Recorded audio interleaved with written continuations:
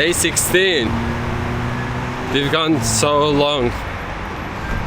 Today I have to explain how Kubernetes works. Kubernetes is an open source orchestration platform. Well, imagine you have a single computer which is serving the software you have written on the internet. Only one machine is serving that. We all know that whatever we use in the web, there is one computer or multiple computers working behind the scene. So you may have a single machine working there, or you may have multiple machines. So what is the difference? If you have a single machine, it's easier to set up.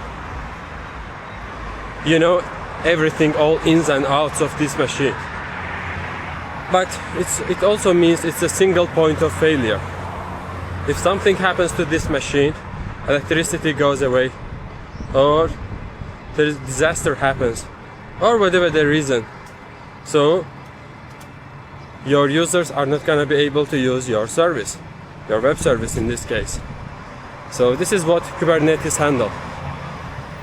It's managing multiple machines, which are called nodes in Kubernetes terms, and every node contains containers. What is container? Container has different technologies, but the most popular one is Docker. So it's just imagine it as a computer on its own. In fact, it's not a computer on its own because it's using the computer's shared resources. But for the sake of simplicity, let's put it this way. Then every Kubernetes pod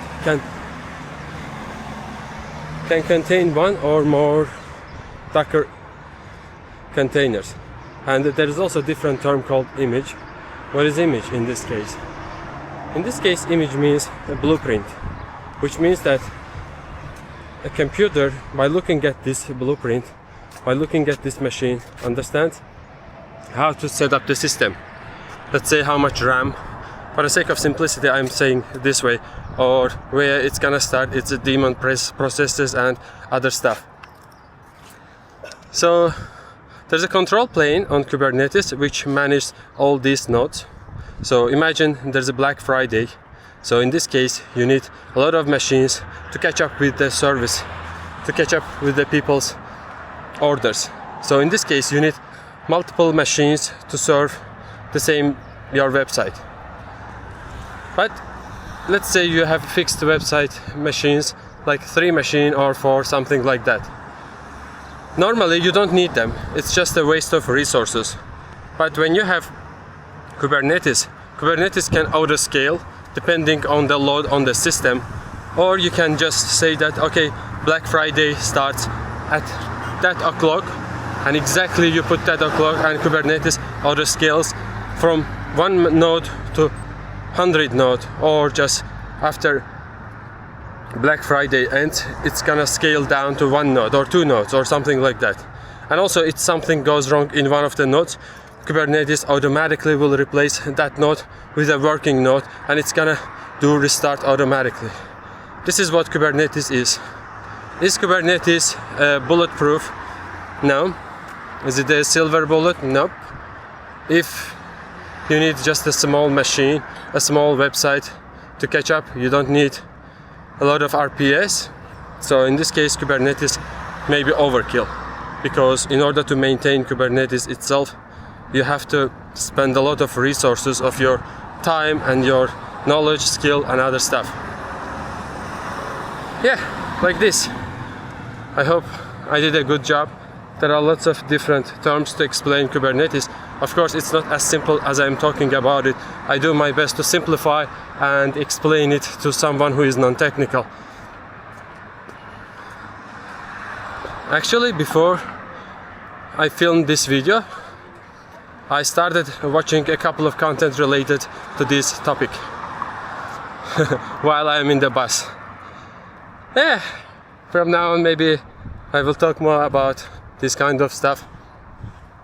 Okay, I finished my content, and it took about me 4 minutes. So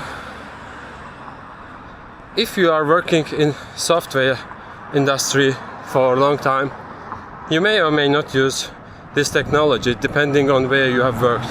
If you have worked in a small to medium-sized company, or if you have worked in a web studio like companies where people don't use these technologies that much, so you may not touch this technology. Or you may have worked in big FANG or in a bigger company, corporations, in banking sector, where they heavily use this Kubernetes. But in this case, if you are a software engineer, you don't touch Kubernetes that much because there are different SRE and DevOps teams who manage all this stuff. So as a software engineer, you have to know a little bit from everything, all this stuff, and how all this they come together. So I'm getting closer to my office. I'm thinking about what I'm gonna talk. So yesterday I met my brother and I talked to him about my challenge and about my goals, content creation, and different stuff which we always discuss when we are together.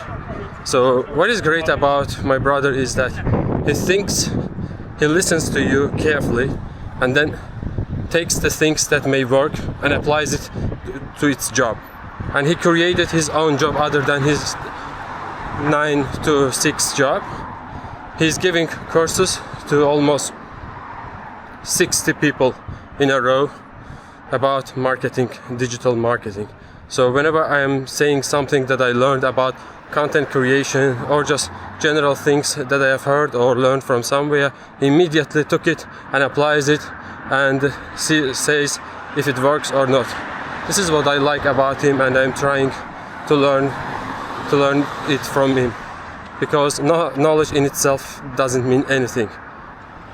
It becomes something when you apply it to somewhere. So this is why I'm keeping just up this challenge. Yeah. So I'm signing out now. See you on the next day. Bye.